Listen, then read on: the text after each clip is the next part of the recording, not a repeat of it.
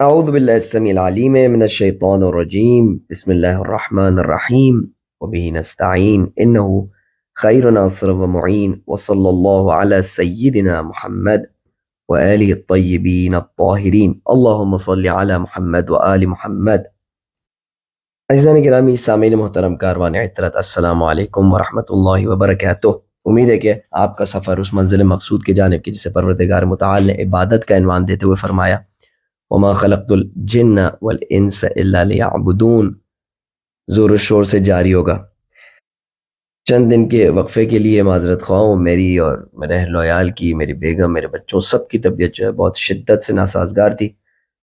اب آپ کی دعاؤں سے طبیعت بہتری کی طرف جا رہی ہے تو آپ کی خدمت میں حاضر ہوں. عزیزان گرامی، مناجات شعبانیہ میں ہم وہاں تک پہنچے جہاں پر امام علیہ السلام فرماتے ہیں کہ الہی لم یزل برک علی ایام حیاتی، پروردگارہ تیری نیکیاں، تیری اچھائیاں مستقل طور پر میرے زندگی کے دوران مجھ پر جاری رہیں. پس فلا تقطع برک عنی فی مماتی، پس اپنی نیکیوں کو، مہربانیوں کو، اچھائیوں کو، اپنے محبت کو میرے موت کے وقت مجھ سے جدا نہیں کرنا. اب گویا جب بندہ اس دعا کو پروردگار متعال کے بارگاہ میں پیش کر دیتا ہے کہ میری زندگی میں تو نے اپنی اچھائیاں مجھ سے نہیں کاٹی، تو اب موت کے بعد بھی اپنی اچھائیوں کو مجھ سے نہیں کاٹنا. مناجات کی زبان ہے عزیزان گرامی، بہت مشکل ہے اس لیول تک پہنچ کر اس کو درک کرنا. یہ ہم فی الحال صرف آشنائی کی حد تک اس کے اوپر کام کر رہے ہیں تاکہ ہمیں پتہ تو چلے کہ جن چیزوں سے ہم غافل رہے ہیں ساری زندگی وہ کیا تھی. تو جب بندہ یہ بارگاہ میں پیش کر دیتا ہے پروردگار متعال کے اس خواہش کو، اس دعا کو، تو گویا اس کے بعد اس کو ایک ندامت کا احساس ہوتا ہے، ایک پشیمانی کا احساس ہوتا ہے. اپنی دعا پر ہی وہ پشیمان ہو جاتا ہے. وہ کہتا ہے کہ یہ میں نے کیا کہہ دیا پروردگار متعال سے، ایسے میں سوچ بھی کیسے سکتا تھا. اور اسی کیفیت میں وہ اب دعا کے اس جملے کو بیان کرتا ہے کہ الہی کیف آئسو من حسن نظرک لی بعد مماتی وانت لم تولنی الا الجمیل فی حیاتی. پروردگارہ میں کیسے مایوس ہو جاؤں، ایسا ممکن ہی نہیں ہے کہ موت کے بعد تیری اچھائیاں مجھ سے کٹ جائیں، موت کے بعد تو مجھ پر مہربان نہ ہو. الہی کیف آئس من حسن نظرک لی بعد مماتی، میں کیسے مایوس ہو جاؤں تیرے حسن نظر سے، تیرے رحم و کرم سے، تیرے مہربانی و شفقت سے اپنے موت کے بعد. وانت لم تولنی الا الجمیل فی حیاتی، جبکہ تو نے میری سرپرستی اور میری پرورش سوائے اچھائی کے، سوائے نیکیوں کے، سوائے خوبصورتیوں کے ساتھ اس دنیا میں انجام نہیں دی.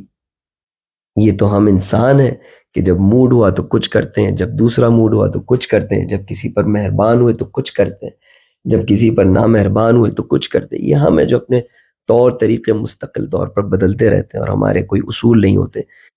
جس طرح دل چاہا، جس طرح پسند، جس طرح موڈ، ویسے عمل کرتے ہیں. لیکن پروردگارہ تو ایسا نہیں ہے.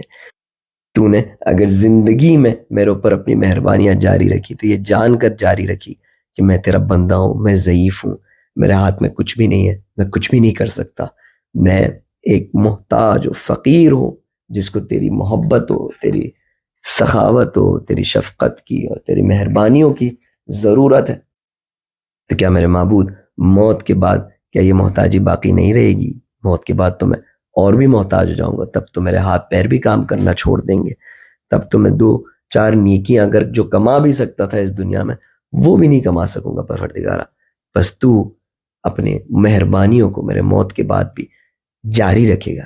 اور اسی لیے ہم کہتے ہیں کہ الہی کیف آئس من حسن نظرک لی بعد مماتی، کس طرح میں مایوس ہو جاؤں تیرے حسن رفتار سے، تیرے حسن نظر سے، تیرے اچھائیوں سے، بعد مماتی موت کے بعد. وانت لم تولنی الا الجمیل فی حیاتی، جبکہ تو نے میری سرپرستی ہمیشہ خوبصورتیوں کے ساتھ کی، سوائے خوبصورتی کے ساتھ اور کسی کے ساتھ میری پرورش تو نے نہیں کی. کسی چیز کو تو نے میری پرورش میں سوائے نیکی کے انوالو نہیں کی. جیسے وجود مبارک حضرت زینب سلام اللہ علیہ فرماتی ہیں کہ ما رأیت الا جمیلہ، میں نے تجھ سے سوائے خوبصورتی کے اور کچھ دیکھا ہی نہیں، میں نے سوائے زیبائی کے اور کچھ نہیں دیکھا.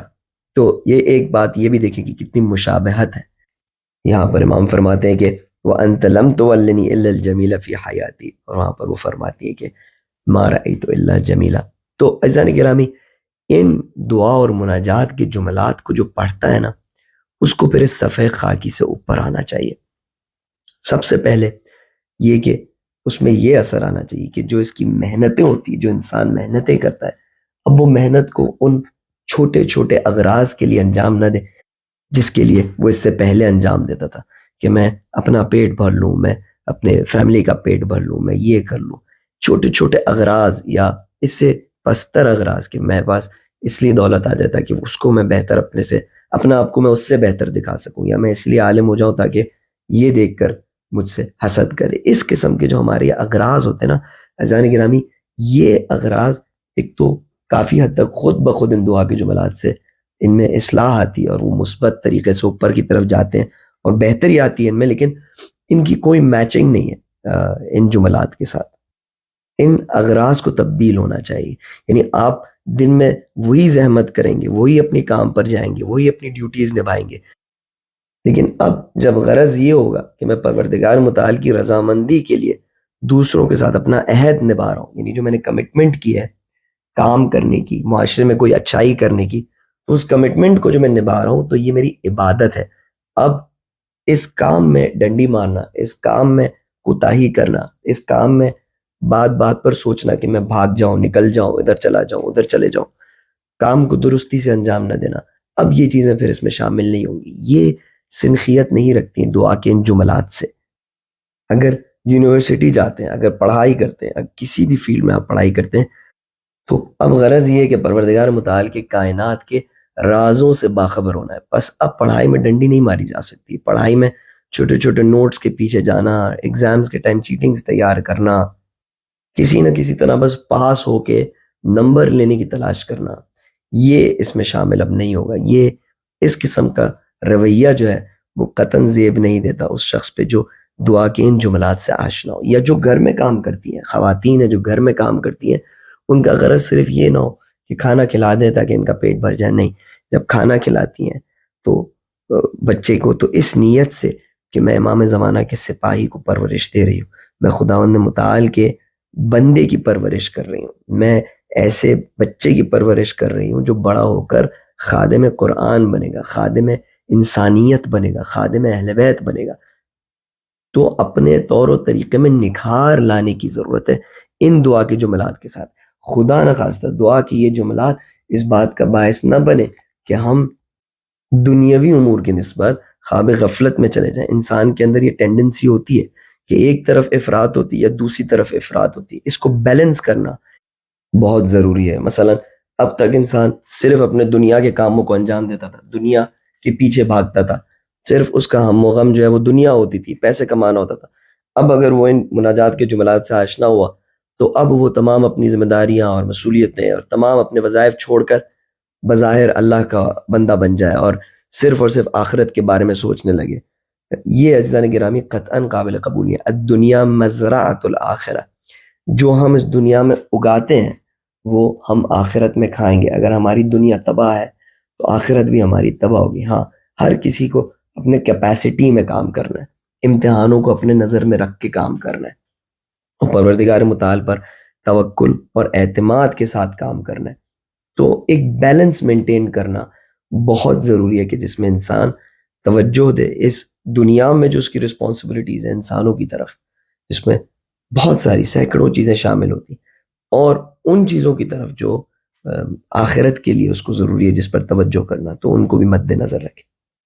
اب جب انسان ایک بیلنس ایٹیٹیوڈ کے ساتھ آگے بڑھے گا اور پرابلمز اس کو آئیں گی، مشکلات آئیں گی، اور مشکلات میں ظاہر ہے وہ جد و جہد بھی کرے گا، جیسے ائمہ علیہ السلام جد و جہد کرتے تھے۔ ہرگز ایسا نہیں تھا کہ وہ صرف اور صرف دعا اور مناجات کا سہارا لیں، ہرگز نہیں، بلکہ تگ و دو اور مشقت میں لگے رہتے تھے، ہمیشہ ایکٹیو رہتے تھے ائمہ علیہ السلام، حتی انبیاء علیہ السلام۔ اب ایسا شخص اللہ سبحانہ و تعالیٰ کے بارگاہ میں جب یہ دعا پیش کرے گا تو اس کے منہ سے دعا بہت خوبصورت لگے گی، جب وہ کہے گا کہ الہی تول من امری ما انت اہلہ، پروردگارہ میرے معاملات کی ایسے سرپرستی فرما جیسے سرپرستی کا تو اہل ہے۔ پروردگارہ میں نہیں چاہتا کہ طاغوت میرا سرپرست ہو. والذین کفروا اولیاءہم الطاغوت، میں نہیں چاہتا کہ میرا سرپرست اور ولی طاغوت ہو.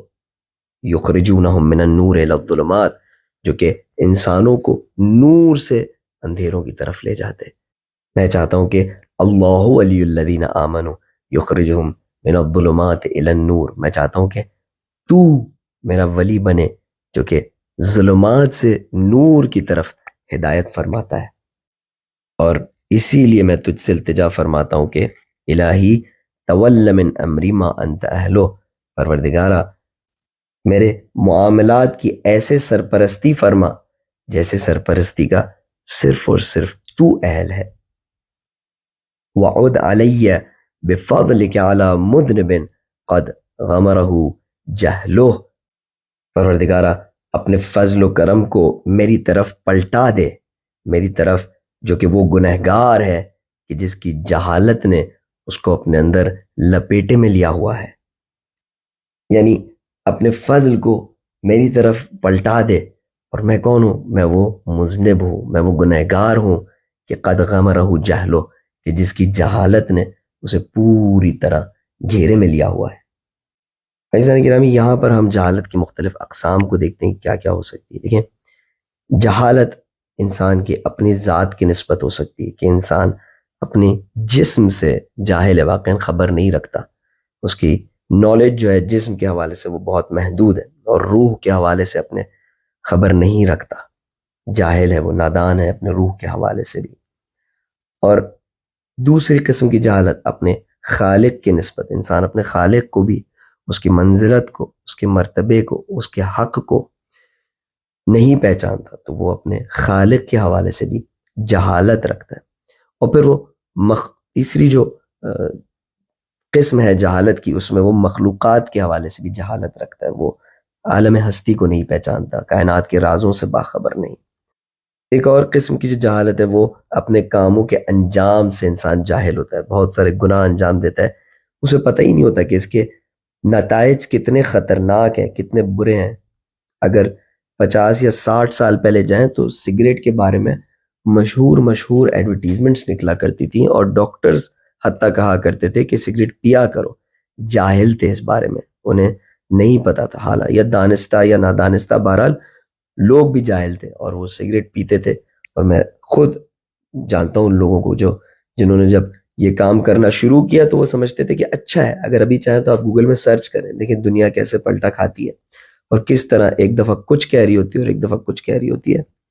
تو آپ سرچ کریں کہ سگریٹ ایڈورٹائزمنٹ 60 ایئرز کو، آپ کو نظر آئے گا کہ ڈاکٹر ماں کو کہہ رہا ہے کہ ایک ایڈورٹائزمنٹ یہ ہے کہ ڈاکٹر ماں کو سگریٹ دے رہا ہے اور کہہ رہا ہے کہ جب تم یہ سگریٹ پیو گی تو اس کا اثر تمہارے بچے پہ اچھا ہوگا، کہ تمہارا موڈ ملائم ہوگا، تمہارا لہجہ ملائم ہوگا، تو یہ بچے پہ اچھا اثر پڑے گا. اب آپ دیکھیں یہ وہ دنیا ہے. اب ہم جہالتوں کے سمندر میں غوطہ ہے. 50-60 سال بعد پتہ چل رہا ہے کہ اچھے خاصے بیماریوں کی وجہ جو ہے یہی سگریٹ ہے جسے وہ لوگ اس وقت پروموٹ کرتے تھے. تو انسان کی جہالت کاموں کے انجام کے بنسبت یہ ایک بہت بری جہالت ہے. ایک اور قسم کی جہالت یہ ہے کہ دین کی نسبت جہالت، اللہ سبحانہ و تعالیٰ کے پسند اور ناپسند کے نسبت جہالت. تو یہ تمام وہ جہالتیں ہیں کہ شاید اس میں اور بھی قسمیں اضافہ کی جا سکے، لیکن یہ وہ جہالتیں ہیں کہ جن کو انسان مد نظر رکھتے ہوئے کہتا ہے کہ وعد علی بفضلک علی مذنب قد غمرہ جہلو، تو لوٹا دے اپنے فضل کو اس گنہگار پر، مجھ پر، کہ جس کی جہالت نے اسے گھیرے میں لیا ہوا ہے. عزیزان گرامی، اسی کے ساتھ آپ سے اجازت چاہتا ہوں. اپنی دعاؤں میں یاد رکھیے گا، اپنا خیال رکھیے گا. سبحان ربک رب العزت عما یصفون وسلام علی المرسلین والحمد للہ رب العالمین. والسلام علیکم ورحمۃ اللہ وبرکاتہ.